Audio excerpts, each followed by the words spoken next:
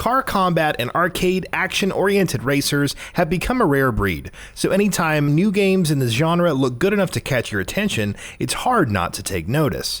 Lucid Games and Sony's upcoming Destruction AllStars might not be the biggest first-party launch title for the PS5 this holiday, what with the likes of Demon's Souls and Marvel's Spider-Man Miles Morales releasing right alongside it, but there's no shortage of people who are excited to see how it will turn out. So as we approach its imminent launch, in this feature, we're going to go over some of the most crucial details you should know about Destruction AllStars. Combat. Car combat is going to be the name of the game in Destruction AllStars. Each match will see heroes and unique cars taking each other down through rams and well-timed slams or the usage of weapons. Interestingly enough, the action will continue if your car gets destroyed. You'll just find yourself on foot and look for a new vehicle. Vehicles. So what exactly can we expect from the vehicles we'll be driving in Destruction AllStars? Well, there's nearly 30 unique vehicles in the game. As each match begins, several basic vehicles will be scattered throughout the map, though it's worth noting that each character in the roster will also have their own signature vehicle with special abilities. Hero vehicles. Some of the examples Sony has revealed for the aforementioned signature hero vehicles give an interesting idea of what we can expect from them. For instance, the Undisputed, which belongs to the character Ultimo Barricado, can activate a larger shield. Twinkle Riot's vehicle Mr. Sparkles can enter Rampage mode, allowing you to hit harder with your attacks.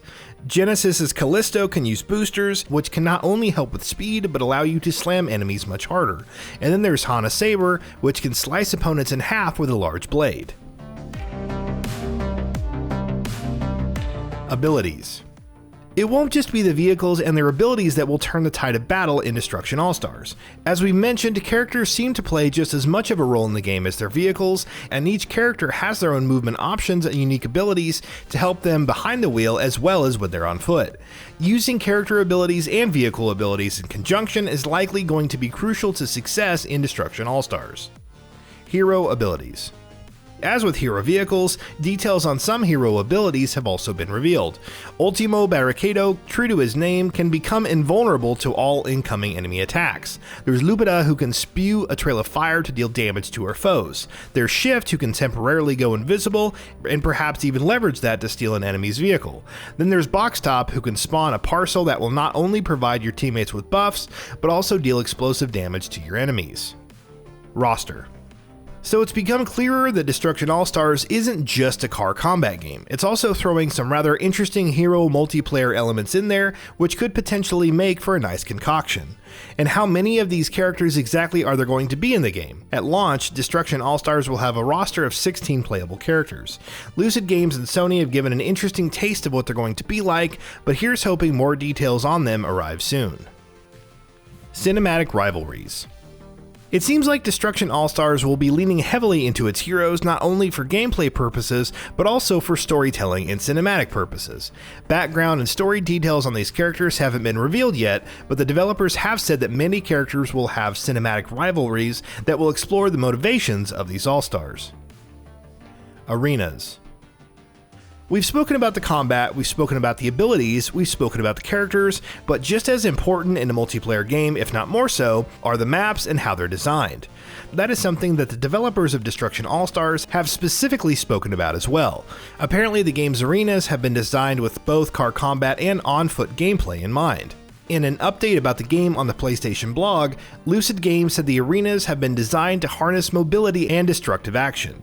Vehicles will have the freedom and room to speed around and cause mayhem, while on-foot characters can seek temporary safety in suspended platforms above, and use their parkour skills to jump, climb, grab, and vault. They can collect items and lure opponents into hard-hitting traps. Multiplayer. Clearly, Destruction AllStars is going to be a multiplayer game first and foremost. Matches will be 16-play affairs, there will be quick play options, as well as limited time special events. The game's official webpage on the PlayStation site mentions matchday games and persistent rivalries, and while Lucid Games has yet to explicitly talk about those two things in detail, we're curious to see what they will offer. Rank-based matches will also earn you XP, which means there's going to be a proper progression system as well. Single player.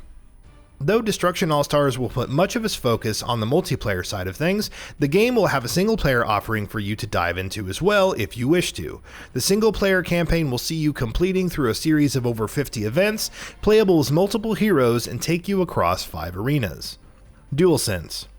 Like most, if not all games releasing for the PS5 this holiday, Destruction AllStars, which in fact is one of the few actual PS5 exclusives coming out in November, will be leveraging the DualSense's unique features as well. Adaptive triggers and haptic feedback will both be used to give players more nuanced and varied feedback for different vehicles, the impacts you will feel during combat, and the weapons you will use, and more. Other enhancements.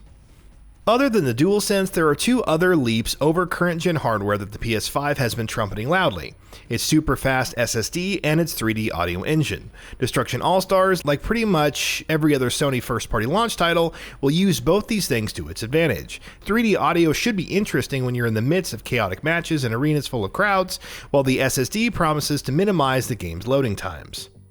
Cosmetics. Given Destruction AllStars' multiplayer-driven and hero-driven nature, it isn't surprising that the game will also allow you to mix things up with cosmetic options. As with a few other things, not too many details have been revealed about this thus far, but we can probably expect cosmetic options to be featured for characters as well as vehicles. Meanwhile, the game's aforementioned webpage also mentions that you'll be unlocking emotes, banners, new skins, and more while playing the single-player campaign, so there's that. Post-launch. Destruction AllStars is a game that's rife for post-launch support, and developers Lucid Games seem to have every intent of doing just that. It's been promised that after launch, Destruction AllStars will continue to receive a stream of new modes, new features, and more. Post-launch roadmaps will be shared soon, and regularly after that, hopefully, and all of this DLC will be coming to the game for free. Price. Sony has become one of several companies to adopt $70 as their new standard price for games, and Destruction AllStars will launch with that price as well. Something that Sony hasn't spoken much, or at all, about is monetization.